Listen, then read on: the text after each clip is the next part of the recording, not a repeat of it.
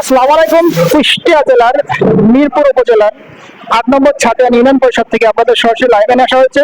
আপনাদের আজকে যে মেসেজটা দেওয়া হবে, আজকে 8 নম্বর ছাতিয়া ইউনিয়ন পরিষদে আমাদের টিম লিডার টুটুল ভাইয়ের কাছে কিছু কথা জানতে চাবো আমরা। যারা এই পর্যন্ত মিরপুর উপজেলা যে কটি ইউনিয়ন রয়েছে, যারা এখনো পর্যন্ত ছবি উঠাতে পারেন, নতুন ভোটার যারা ছবি উঠাতে পারেন, তাদের জন্য টুটুল ভাই কিছু কথা বলবে এবং সেগুলো আপনারা সবাই সম্পূর্ণ শুনবেন এবং সে অনুযায়ী আপনারা পদক্ষেপ নেবেন। টুটুল ভাই, আপনারা যারা এখনো পর্যন্ত যারা আমাদের ছাতিয়া ইউনিয়ন বা মিরপুর উপজেলায় যারা ছবি তুলতে পারেনি, তাদের কিভাবে তারা কোন জায়গায় গেলে ছবি তুলতে পারে বিস্তারিত জানাবেন। আসসালামু আলাইকুম।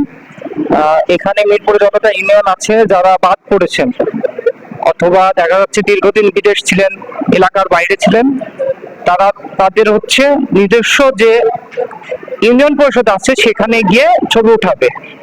এর মধ্যে যদি কেউ কাজের ক্ষেত্রে বা কোনো অসুবিধার ক্ষেত্রে যদি বাদ পড়ে, সেক্ষেত্রে তারা 9, 10, 11 এপ্রিলের 9, 10, 11 চলে যাবেন মিরপুর পৌরসভা।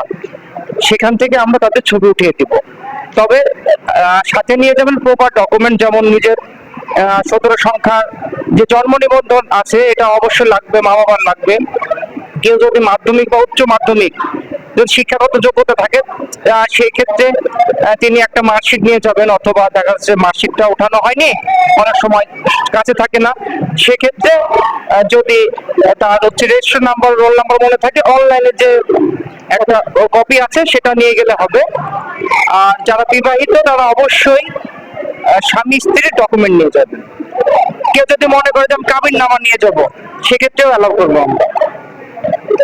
সুন্দর একটি সুন্দর কথা বললেন আমরা টুটুল ভাই। আপনারা দেখলেন যে দায়িত্ব আমি কিন্তু আপনার দেখেছেন, আমি এদিকে কয়েকদিন বিভিন্ন ইউনিয়নে ঘোরাঘুরি ইউজ করছি, একটা সুন্দর কথা কিন্তু কেউ বলেনি।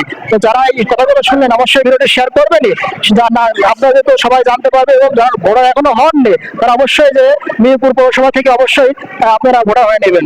সবাইকে ধন্যবাদ দিয়ে আজকের ভিডিওটি শেষ করছি। আসসালামু আলাইকুম।